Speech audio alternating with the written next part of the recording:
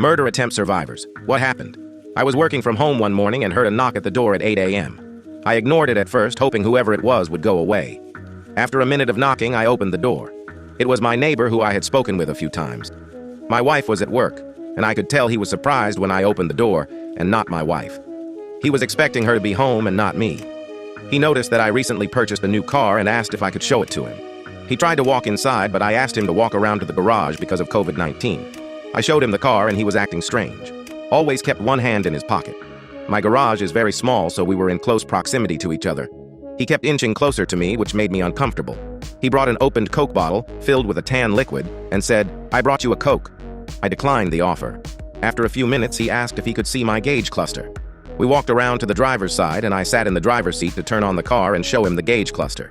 With the door open, there was very little room besides the side of the car and the garage wall. After turning on the car, he pulled a large hunting knife